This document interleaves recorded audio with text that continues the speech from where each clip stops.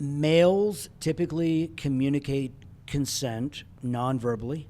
Females typically can communicate consent verbally, but females think males communicate consent not verbally. Males think females communicate consent non-verbally. And so it's this mismatch that rarely gets talked about. I mean, during Me Too, we were talking before we started about autism and our kind of shared experiences with folks with autism. And during the Me Too movement, I had, I can't tell you how many males that were on the spectrum who said to me, look, I'm hearing that there are women or people in general who may verbally consent to sex but are non-verbally saying no, that this is too much. And those guys on the spectrum were saying to me, I can't do that. I can't read the nonverbal cues. That's part of my issue. And they were really, really nervous about how to make this work. And so we did a lot of work, talking about how to identify consent, but also, as you said, how to also keep it sexy. So how does that work in the legal system, though? So if so much of it is nonverbal, and then downstairs they were talking about, and I loved it so much, there are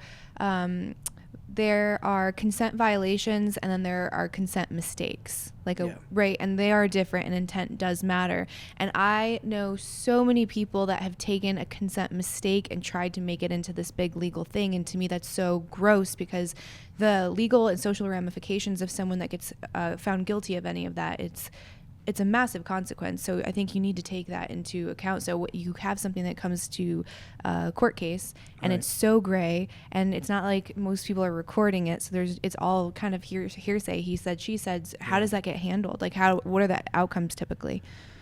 Complicated. First, that language, consent mistakes, consent violations, sexual assault. We like to think that's on that's on a pretty clear spectrum, but it's really not. And certainly the court system doesn't handle some of that nuance very well. There's a case I'm involved with in Asia right now where the judge has really come back and said, it's a simple yes or no. Was there consent or not? And where people like me come in and kind of upset people is where I say, it's complicated. So for instance, with choking sex, one of the things I see is that people may identify, I consented to sex, but then all of a sudden when my partner started choking me, I hadn't consented to that. And so then at that point, this stops being consensual. One of the things with alcohol, for instance, alcohol for women dramatically increases their ability or willingness to express sexual arousal, to express sexual desire, and to agree to sex. But alcohol on board for a female decreases the chances that she's going to orgasm, increases the chances that she'll engage in unprotected sex, and increases the chances that she will later identify the sexual encounter as non-consensual.